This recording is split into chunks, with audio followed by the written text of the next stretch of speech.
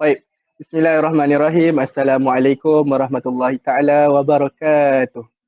طيب في هذا اليوم أم، سنتكلم عن الموضوع الاستحسان آه، حقيقته وتطبيقاته عند الشافعية. طيب أم، قبل سنواصل إلى تقديمنا سنبدأ بالتعارف أولا. طيب اسمي أمير الهليش بن أزهى، رقم طلبة 20 BC 01 01 إسباني. اسمي محمد لقمان حكيم بن نور زاليزان، رقم طالب 20 BC 01 10. Ismi Muhammad Putra Arif bin Mak Jainuddin, Hukmu Talib, Isyun BC Sif Wahid Sif Sani. اسمي إيمي محمد إيمان بن أزمي، رقم طالب 20 BC 01 20. اسمي محافظ بن محيمين، رقم طالب 20 BC 01 04. اسمي محمد فرهان أيمن بن أحمد، رقم طالب 20 BC 01 11. طيب آه،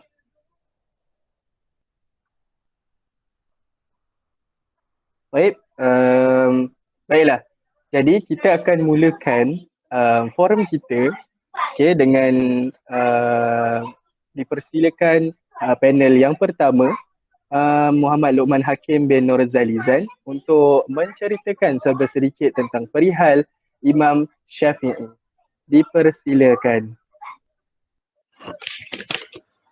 Terima kasih kepada moderator kita pada malam ini kerana memberikan saya peluang untuk menerangkan serba sedikit tentang perihal Imam Syafi'i. Okey. Nama asal beliau ialah Muhammad bin Idris bin Al-Abbas bin Usman bin Syafi' bin Al-Saib bin Ubaid bin Abdul Yazid bin Hashim bin Al-Muttalib bin Abdul Manaf Al-Qurashi Al-Muttalibi. Beliau juga dilahirkan pada tahun 150 Hijrah bersamaan 767 Masihi di kota Gaza. Dan beliau meninggal dunia pada tahun 204 Hijrah bersamaan 820 Masihi di Mesir pada malam Jumaat.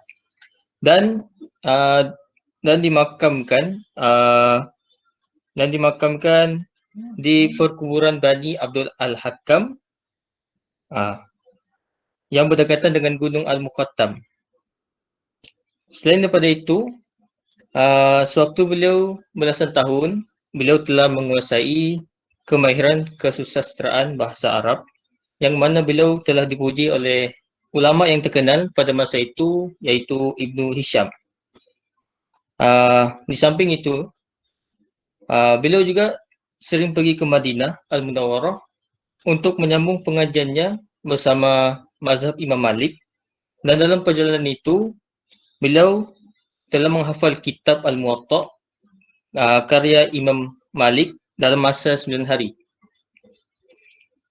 Akhir sekali, setelah beliau belajar bersama guru-gurunya, beliau juga telah mengarang kitab-kitabnya, dan di antaranya ialah Ikhtilaf Al-Hadis, Al-Hujjah, Al-Mabsud, dan kitab Ar-Risalah. Hadza faqat minni summa sanuwassil taqdimina ila sadiqi Amir Halish bin Azhar. Tafaddal ya Halish. Baik. Baik. Okey, baiklah, kita telah mendengar sedikit tentang perihal Imam Syafi'i dari saudara Luqman sebagai panel 1. Okey, baiklah. Kita akan teruskan forum kita dengan dipersilakan panel yang kedua, iaitu Muhammad Putra Arif bin Mak Jainuddin, untuk menerangkan takrif al-istihsan dari segi bahasa dan juga istilah. Dipersilakan saudara. Syukran Sodiqi Halish. Okay, baik, saya akan menerangkan tentang bahasa dan istilah bagi istihsan. Di dalam ilmu usul fiqh ada satu istilah iaitu al-istihsan. Ia merupakan salah satu dalil yang tidak disepakati kehujahannya di sisi ulama dalam mengistibatkan hukum syarak. Sebahagian ulama menerimanya istihsan sebagai sumber yang boleh digunakan di dalam pengeluaran hukum syarak. Manakala sebahagian ulama yang lain menolak daripada digunakan sebagai sumber hukum syarak. Disebabkan perselisihan itu, maka berlakulah perdebatan. Baiklah, istihsan dari segi bahasa menurut Ibnu Manzur berasal daripada perkataan hasan yang bermaksud baik. Dan di dalam wazan istif'al membawa maksud apa yang dituju kepadanya dan dikehendaki oleh seseorang. Istihsan dari segi istilah syarak adalah ia merupakan pelbagai definisi yang diberikan oleh para ulama.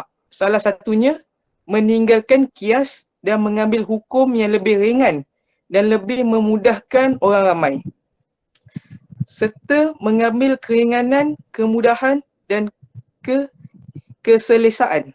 Dengan kata lain, istihsan boleh disebut sebagai meninggalkan hukum yang sukar dan mengambil hukum yang ringan kerana masalah yang berlaku. Hadza faqat minni summa sanawasi taqdimina ila Sodiqi Halish. Tafaddal. Baik. Baik, terima kasih panel yang kedua iaitu Muhammad Putra atas perkongsian tentang takrif istihsan dari segi bahasa dan juga istilah. Jadi harapkan hadirin hadirat dapat memahami takrif sebenar istihsan dari segi bahasa dan istilah secara umum. Baik. Baiklah. Seterusnya kita beralih kepada panel yang ketiga iaitu saudara Amy Muhammad Iman bin Azmi untuk menerangkan jenis-jenis istihsan menurut Al-Arabi. Dipersilakan saudara Amy. Syurkan ala Sadiqi Halish. Okey, seterusnya saya akan menerangkan tentang jenis-jenis istihsan. Dari definisi yang dikemukakan oleh Ibnu Al-Arabi, memberi pahaman istihsan yang lebih luas, berpegang pada sebarang hujah bertentangan dengan kekuasaan, teks dan kias. Oleh itu, Ibnu Al-Arabi membahagikan istihsan kepada 4 jenis, iaitu yang pertama istihsan dengan ruf. Contohnya, jika seorang A berjanji tidak akan memasuki rumah, maka menurut kias lughawi, dengan memasuki setiap tempat yang dinamakan rumah. Contohnya kita ambil contoh satu masjid. Jika orang A telah melanggar sumpahnya, walau bagaimanapun berdasarkan istihsan Imam Malik, memasuki masjid tidak melanggar sumpahnya. Ini kerana masjid menurut uruf tidak disebut sebagai rumah. Yang kedua ialah istihsan dengan al-maslahah. Yang bermaksud meninggalkan dalil umum berdasarkan al-maslahah. Contohnya sekiranya kos insurans pekerja yang berkongsi. Berdasarkan peraturan pekerja yang berkongsi, pekerja yang hasilnya dibahagi 2 adalah orang yang dipercayai dan orang seperti itu tidak boleh dibebankan oleh majikannya. Melainkan jika orang itu kelihatan khianat, tetapi berdasarkan dalil istihsan, Imam Malik berpendapat bahawa pekerja berkongsi masih tertakluk kepada jaminan. Yang ketiga ialah istihsan dengan ijma'. Meninggalkan peraturan umum atau cadangan umum berdasarkan ijma'. Contohnya kes seorang yang memotong ekor keldai tunggangnya. Dia perlu membayar keseluruhan harga untuk keldai tersebut. Sekiranya kalau orang B pula yang memotong ekor keldai tunggangannya, dia wajib membayar kerugian yang sama dengan harga yang dikurangkan dari keldai hasil daripada tindakannya. Ini adalah peraturan al-aslah ijma' menyatakan keldai yang digunakan untuk kenderaan, jika bahagian badannya yang cacat, ia mesti diganti secara keseluruhannya. Yang terakhir ialah istihsan dengan peraturan raf al-hajj wa al-masyaqqah, iaitu menghilangkan kesukaran. Hilangkan masalah atau kesukaran peraturan dari adalah qat'i. Contohnya kes menggunakan bilik mandi awam tanpa syarat kuantiti, harga sewa, jangka masa penggunaan dan jumlah air yang digunakan menurut peraturan umum. Dalam kes seperti ini dilarang kerana mengguni sewa garar. Menurut istihsan, kes seperti itu dibenarkan berdasarkan pertimbangan untuk menghilangkan kesukaran raf al-hajj wal al-masyaqqah, kerana penggunaan bilik mandi awam tersebut telah menjadi keperluan masyarakat yang tidak dapat dielakkan. Hadza faqat minni summa sanwasil taqdimina ila Sadiqi Muhammad Amirul Halish. Baik. Baiklah. Okay, kita telah mendengarkan hujah daripada panel yang keempat, iaitu panel yang ketiga, maafkan saya, iaitu jenis-jenis istihsan menurut Al-Arabi. Baiklah, kita teruskan perbincangan kita tentang Al-Istihsan kepada panel yang keempat, iaitu mengenai istihsan menurut Imam Syafi'i. Okay, jadi saya persilakan panel yang keempat, Muhammad Hafiz bin Muhaimin, untuk menyampaikan hujah. Dipersilakan, saudara. Okey, baiklah. Terima kasih kepada moderator kita pada malam ini, Amirul Halish. Baiklah, istihsan menurut Imam Syafi'i daripada segi bahasa adalah sesuatu perkara yang difikirkan oleh para mujtahid. Manakala daripada segi bahasa beralih daripada hukum yang diistidbatkan melalui kias jali kepada hukum yang dikeluarkan melalui kias khafi atau pengecualian satu-satu hukum. Dan kebanyakannya para ulama menolak istihsan atas sebab menyamakan darjat diri ini dengan Al-Quran dan As-Sunnah. Azafakut minni summa sanuwasilu ila sadiqi Amirul Halish. Tafaddal. Baiklah, terima kasih saudara Hafiz di atas hujah beliau tentang istihsan menurut Imam Syafi'i. Baiklah, kita teruskan perbincangan kita. Okey. Jadi saya ajukan soalan kepada saudara Farhan sebagai panel yang kelima. Okey, apakah contoh istihsan yang boleh saudara kemukakan menurut pandangan Imam Syafi'i? Okey, dipersilakan saudara. Baiklah, syukran ila sadiqi Amirul Halish. Baiklah, saya akan menerangkan berkenaan dengan dalil istihsan menurut pandangan Imam Syafi'i. Dalil istihsan juga ditafsirkan oleh jumhur ulama usul fiqh sebagai tahsis ilah. Tahsis ilah ini dapat dilihat dengan terang berdasarkan dalil qiyas. Dalil qiyas pula sering dijadikan hujah dalam perbahasan istihsan dan perbahasan yang lain-lain. Namun begitu, dalil qiyas ini juga digunakan sebagai dalil atau hujah dalam istihsan kerana terdapatnya mani' ataupun dipanggil sebagai penghalang. Tapi ia digunakan dalam menyokong hujah-hujah yang mana tidak mempunyai penghalang.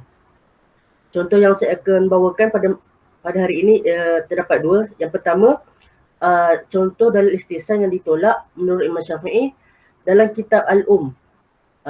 Berdasarkan firman Allah Ta'ala daripada surah Al-Qiyamah ayat ke-36. A'udzubillahi minasyaitonirrajim. Ayahsabul insanu an yutraka sudah. Sadaqallahul azim. Pada ayat ini, Imam Syafi'i telah menafsirkan perkataan sudah dengan perkara yang bukan diperintah dan tidak dilarang. Oleh sebab itu, sesiapa sahaja yang telah mengeluarkan satu hukum atau fatwa yang bukan diperintah dan tidak dilarang oleh Allah, maka seseorang itu telah meletakkan hukum harus pada dirinya. Dengan demikian ini sangat bertentangan dengan firman Allah di atas yang dijelaskan bahawa Allah tidak pernah membiarkan seseorang dalam keadaan yang sia-sia. Contoh yang kedua pula, dalil istihsan yang terdapat melalui kitab beliau juga, iaitu kitab Al-Um. Tapi contoh ini, contoh yang Imam Syafi'i menerimanya. Imam Syafi'i pandangan bahawa perbuatan setengah hakim yang mensyaratkan sumpah sambil memegang Al-Quran merupakan perbuatan yang mulia. Hal ini demikian kerana Imam Syafi'i sendiri yang beramal dengan istihsan dalam penulisan beliau dalam kitab Al-Um. Hadza faqat minni summa sanuwasil taqdimina ila sadiqi Amirul Halish bin Azhar.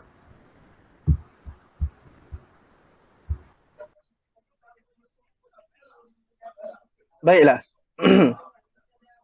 Okey, kita telah mendengarkan hujah-hujah dan daripada kesemua panel kita pada malam ini. Okey, jadinya sebagai rumusan, kita dapat mengetahui bahawa al-istihsan merupakan salah satu kaedah untuk kita mengistimbatkan hukum yang boleh dijadikan hujah. Dalam mazhab Hanafi dan Maliki, kedudukan al-istihsan mempunyai peranan yang sangat penting dan sangat mampu untuk merealisasikan tujuan syariat serta kepada syariat yang lebih menyeluruh. Okey, dan banyak permasalahan yang telah diselesaikan dengan kaedah istihsan yang telah ditetapkan hukumnya. Walaupun dalil istihsan ini ditolak telah ditolak oleh Imam Syafi'i kerana perbezaan pemahamannya dengan Imam Abu Hanifah dan Imam Malik. Sebenarnya mereka berbeza dalam penamaan istilah sahaja. Hal ini dikatakan demikian kerana ulama Syafi'i memandang cara-cara yang ada dalam istihsan sudah terwakil dalam dalil-dalil muttafaq alaih. Sedangkan ulama mazhab Hanafi memiliki nama sendiri iaitu istihsan. Baiklah. Al-istihsan walaupun bukan merupakan dalil yang berdiri sendiri, tapi al-istihsan telah menyingkap jalan yang ditempuh oleh sebahagian mujtahidin dalam menerapkan dalil-dalil syariah, dalil-dalil syar'i dan kaedah-kaedahnya ketika dalil-dalil tersebut bertentangan dengan kenyataan yang berkembang dalam masyarakat. Okay. Jadi, itu sahaja perkongsian forum pada malam ini.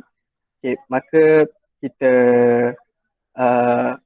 sudahi dengan wabillahi taufiq wal hidayah. Wassalamualaikum warahmatullahi taala wabarakatuh.